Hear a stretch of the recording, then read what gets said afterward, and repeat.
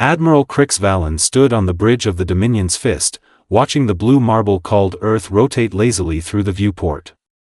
His 4 arms crossed behind his carapace as he contemplated what should have been the simplest conquest in Zephyrian imperial history. After all, these humans had barely managed to crawl beyond their own moon, while his fleet commanded technology that could glass entire star systems.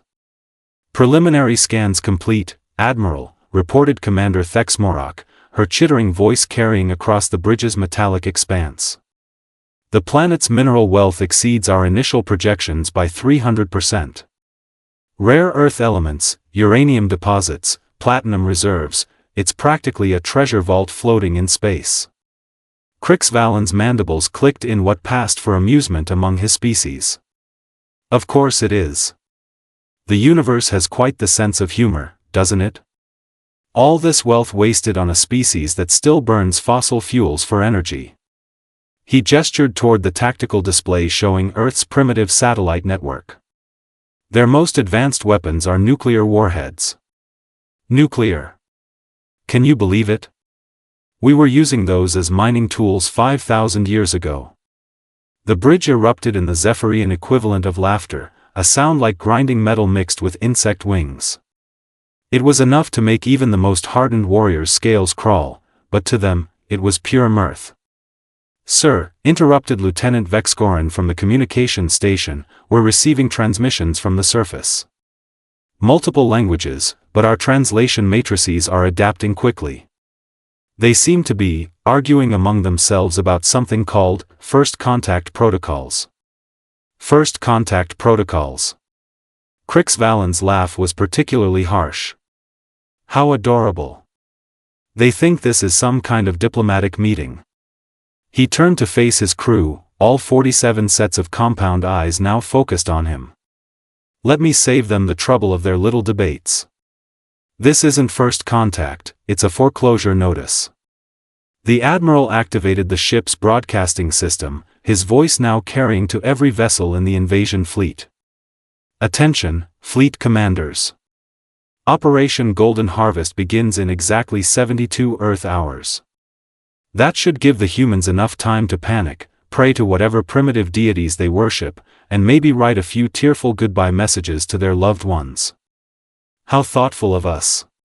But Captain Yithzander of the Stellar Devastator raised a concern that would later prove prophetic. Admiral, our intelligence suggests these humans have something of a reputation for unpredictability. Perhaps we should exercise additional caution? The bridge fell silent except for the gentle hum of the ship's massive engines. Krix-Valen's primary eyes narrowed to slits. Captain Xander, he said slowly, are you seriously suggesting that a species that still uses chemical propulsion poses any threat to the might of the Zephyrian Empire? A civilization that hasn't even mastered faster-than-light travel? He paused, letting the weight of his words sink in. We have conquered 47 star systems. We have reduced proud warrior races to ash and memory. And you're worried about, what exactly? That they might throw rocks at us really, really hard? The nervous clicking of mandibles filled the bridge as the crew shared their admiral's amusement. But Xander persisted, much to everyone's surprise. Sir, I've been reviewing their historical data. These humans have a disturbing tendency to become more dangerous when cornered. They've survived ice ages, plague outbreaks, asteroid impacts, and somehow managed to not extinct themselves despite developing nuclear weapons before achieving interplanetary colonization. That level of survival instinct is unusual. Unusual, yes, Krix-Valen acknowledged with a dismissive wave of his lower left arm. But irrelevant. Survival instinct doesn't stop plasma cannons, Captain.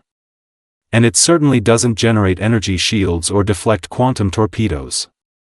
The Admiral turned back to the viewport, watching as tiny flashes of light began appearing across Earth's night side. Human cities, he realized, blazing with activity as word of the alien presence spread across their communications networks. Besides, he continued, look at them scurrying around down there like insects when you lift a rock. They're already panicking, and we haven't even fired a single shot. By the time we begin the extraction process, half of them will probably surrender just to make the fear stop.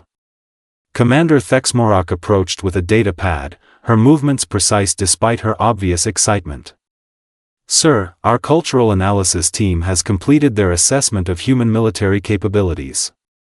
The results are, well, let's just say our concern levels have decreased significantly. Do tell, Krix-Valen said, accepting the pad with one of his secondary hands. Their largest military forces still rely primarily on projectile weapons, chemical explosives, and basic energy systems. Their most advanced spacecraft can barely reach their own moon, and even then, only with tremendous effort and resources. They have no orbital defense platforms, no energy shields, and their nuclear arsenals, while numerous, are essentially toys compared to our containment fields. The Admiral's mandibles clicked in satisfaction. Excellent. And their population distribution? Clustered primarily in coastal regions and river valleys. Standard extraction protocols should allow us to harvest the necessary resources while maintaining adequate workforce numbers for the mining operations. Estimated completion time for full planetary resource extraction, 14 standard months. 14 months, Krix-Valen mused. That's actually faster than our projections for the mineral-rich moons of Proxima Centauri, and those didn't even have indigenous populations to worry about. Lieutenant Vexcoran's station suddenly erupted in a cascade of alerts. Admiral! We're detecting massive increases in electromagnetic activity across the planet.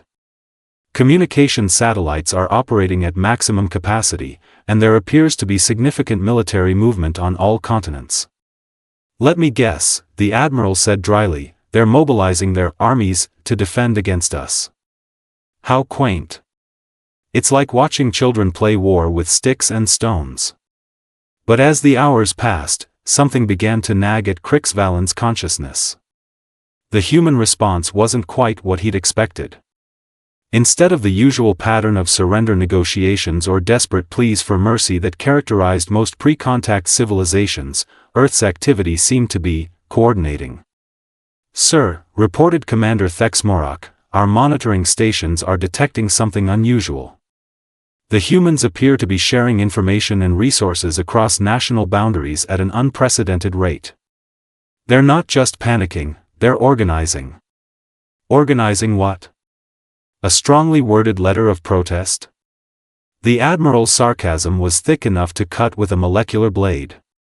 Perhaps they're planning to file a complaint with whatever galactic authority they think governs interstellar relations. Yet even as he spoke, Krix-Valen found himself studying the tactical displays more carefully.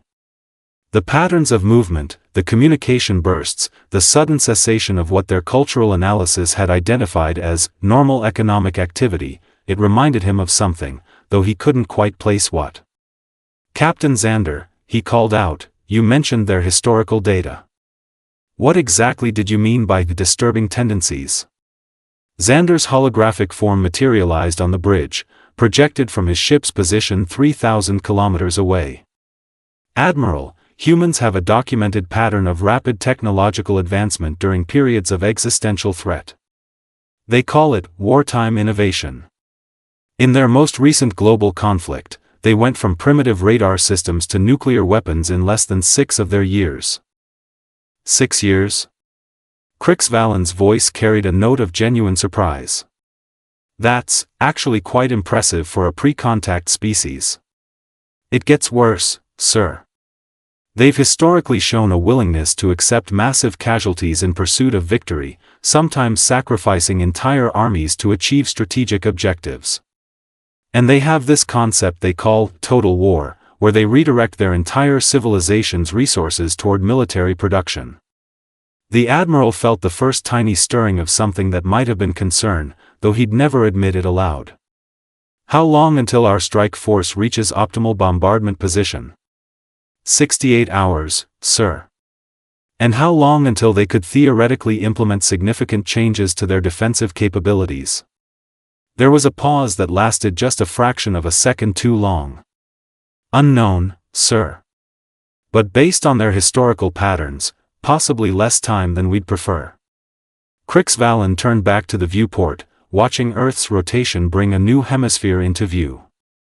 Somewhere down there, 7 billion human minds were working on the same problem: how to survive the next 72 hours. For the first time in his illustrious military career, Admiral Krix-Valen began to wonder if maybe, just maybe, he should have brought a bigger fleet. 67 hours later, Admiral Krix-Valen was beginning to seriously question his career choices. "What do you mean, they've weaponized their space debris?" he demanded, staring at the tactical display that showed his fleet's position surrounded by an increasingly dense cloud of what appeared to be junk. Lieutenant Vexcoran's voice cracked slightly as he delivered the report.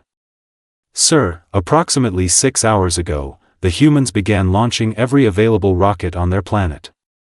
Not at us, but at their own orbital debris field. They've somehow managed to create a kinetic barrier using old satellites, spent rocket stages, and what our sensors are identifying as kitchen appliances." Kitchen appliances? Krix-Valen's mandibles began the rapid clicking that indicated extreme stress among his species.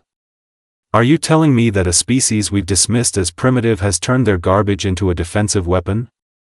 Commander Thexmorak approached with yet another data pad, her usual confident demeanor replaced by something approaching panic. "It gets worse, sir. The debris field is expanding at a calculated rate. They're using the gravitational interaction between objects to create a cascade effect.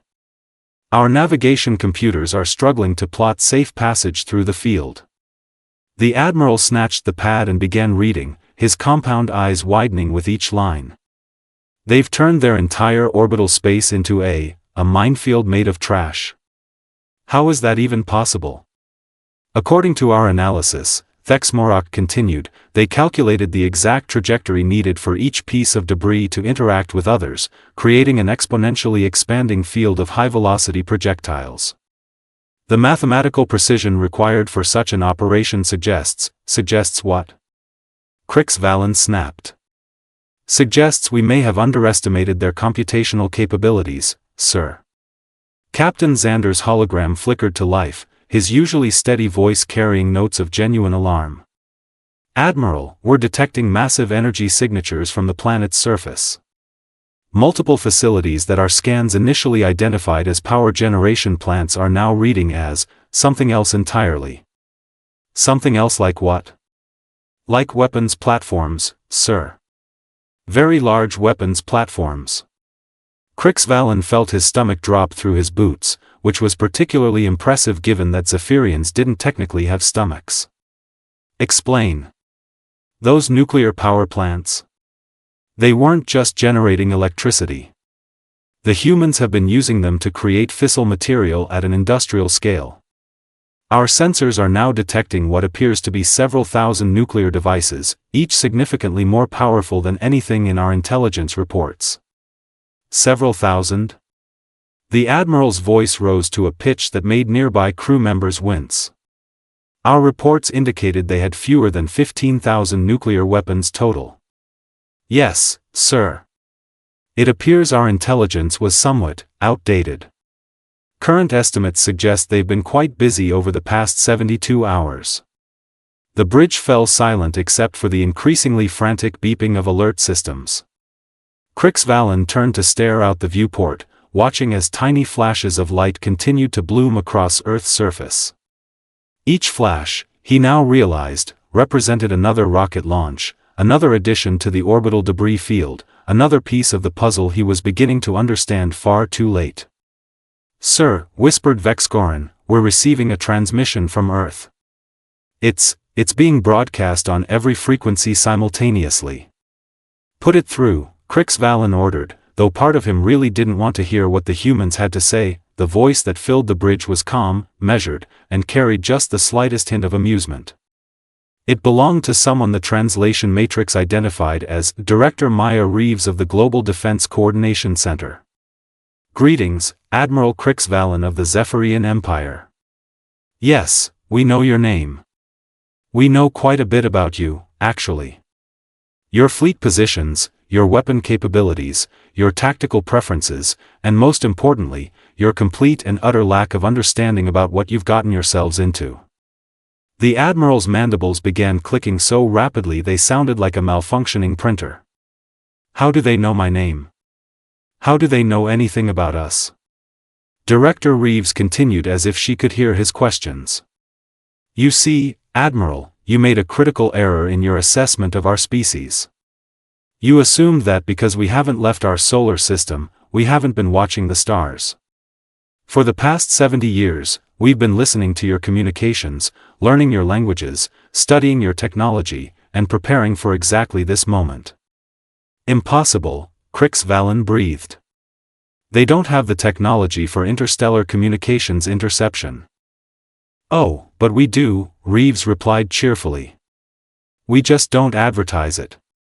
Radio telescopes, quantum listening arrays, gravitational wave detectors, we've been quite busy little monkeys, haven't we? We knew about your empire long before you knew about us. We've been watching you conquer 47 star systems, and we've learned from every single one of your victories. Commander Thexmorok's voice was barely a whisper. Sir, if they've been monitoring our communications, they know our tactics, our weaknesses, our fleet compositions. Krix-Valen finished, the full scope of the disaster beginning to dawn on him. They've had decades to prepare. The transmission continued. Now, Admiral, you have a choice to make. You can proceed with your invasion and learn exactly why humans have survived every extinction event our planet has thrown at us for the past 300,000 years. Or you can turn around, go home, and tell your empire that Earth is permanently off limits. And if we choose the first option? Krix-Valen found himself asking, though he was beginning to suspect he didn't want to know the answer. Director Reeves' laugh was genuinely warm, which somehow made it infinitely more terrifying than any threat could have been. Well, Admiral, let me put it this way. You're currently surrounded by approximately 40 million pieces of orbital debris, each one tracked and controlled by our quantum computing networks. Your ship's shields are designed to deflect energy weapons and explosive projectiles, not a continuous barrage of kinetic impactors traveling at 17,000 miles per hour. The tactical display updated, showing the true scope of the debris field. It wasn't random at all. Every piece was positioned with mathematical precision, creating overlapping fields of fire that would turn any advancing fleet into very expensive scrap metal. But that's just the opening act, Reeves continued. Our real surprise is down here on the surface. You see, while you've been developing increasingly sophisticated ways to blow things up, we've been developing increasingly sophisticated ways to not get blown up. Specifically, we've figured out how to make really big explosions happen in really small spaces. Captain Xander's hologram flickered with static as his ship's sensors overloaded. Admiral, I'm detecting energy signatures that don't match any known weapon type. The readings they're impossible. Nothing's impossible, Captain, Reeves said, apparently monitoring their communications in real time. Just improbable. You see, we've discovered that when you compress nuclear fusion reactions using quantum field manipulation, you can achieve energy outputs that make your plasma cannons look like birthday sparklers. We call them pocket stars, and we have about 3,000 of them aimed at your fleet right now. The silence on the bridge was so complete that Krix-Valen could hear his own circulatory system pumping ichor through his veins. 3,000 weapons that could create stellar-level fusion reactions? It was beyond anything in the Empire's arsenal. How? He whispered. Desperation, Reeves answered simply.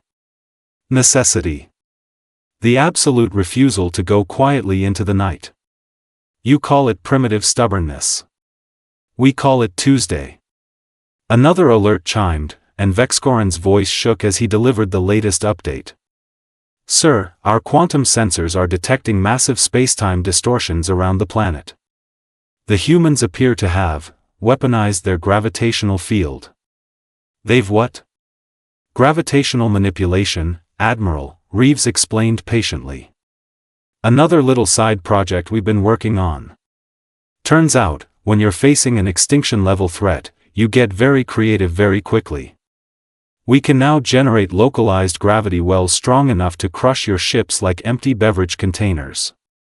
Krix-Valen slumped into his command chair, all four arms hanging limply at his sides. This is impossible. You're supposed to be primitive. You're supposed to surrender. Oh, Admiral, Director Reeves said, and now her voice carried genuine sympathy. We are primitive. That's what makes us so dangerous. We haven't learned that some things are impossible, so we just keep doing them anyway. The tactical display showed new contacts appearing around Earth. Not ships, but massive energy signatures rising from the planet's surface. Weapons platforms that shouldn't exist, operated by a species that shouldn't have been able to build them. You have 1 hour to begin your withdrawal, Reeves announced.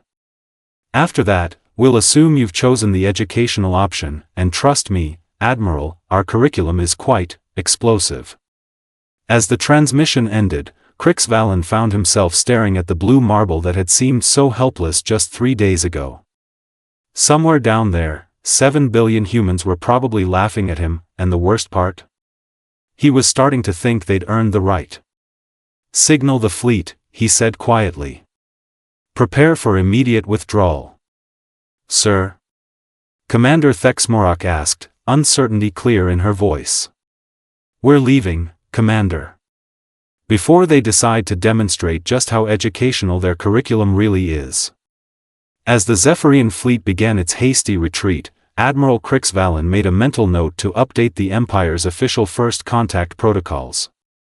Right at the top, in bold letters, he would write, "Never, under any circumstances, threaten a species that still thinks nuclear weapons are a reasonable solution to their problems." Because apparently, humans didn't just survive extinction events, they learned from them.